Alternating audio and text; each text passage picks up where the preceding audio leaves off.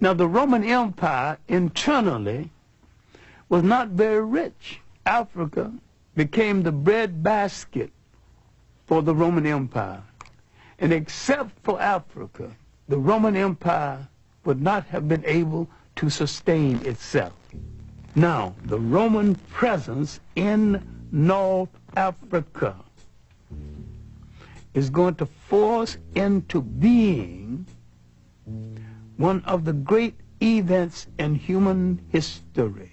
Roman taxation, Roman oppression would cause people to turn to new gods and question old gods, to turn to a story about a God who comes forth to rescue them. Now, they would draw from African folklore the story of the child in the manger. Now, what am I saying? Later, in retrospect, he was referred to as Jesus Christ.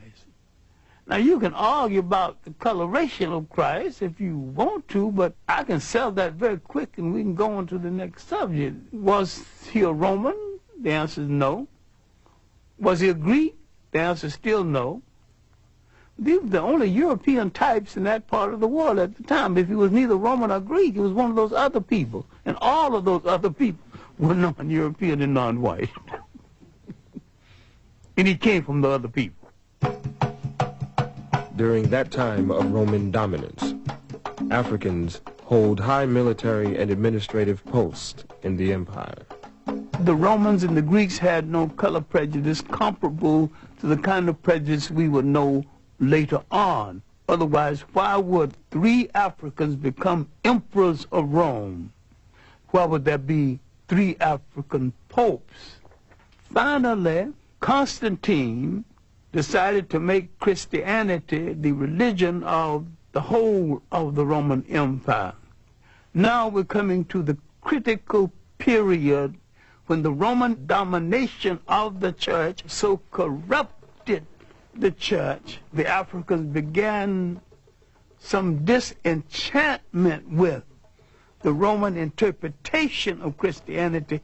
Constantine calls a council of bishops and priests at a place called Nice, it's the Nicene Conference. It is at this conference that the European created a European concept of Christianity.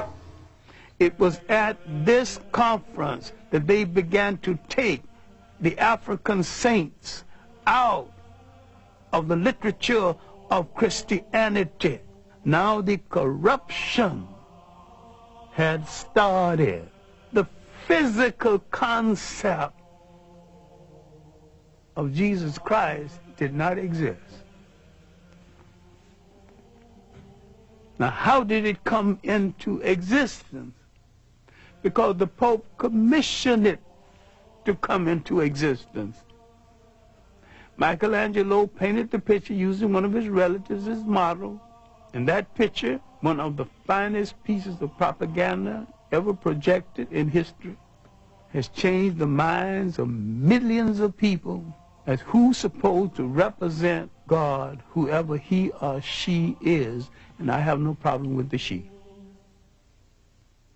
Spirituality is a way of accepting the fact that there is a spiritual force in the universe larger than all of mankind.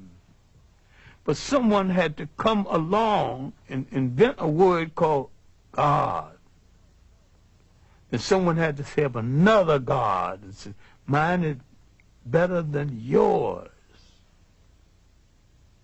And someone had to create faith. Someone said, I have the true faith. Religion is the organization of spirituality into something that became the handmaiden of conquerors. Nearly all religions were brought to people and imposed on people by conquerors and used as the framework to control their minds. My main point here is that if you are the child of God and God is a part of you, then in your imagination, God's supposed to look like you. And when you accept a picture of the deity assigned to you by another people, you become the spiritual prisoners of that other people.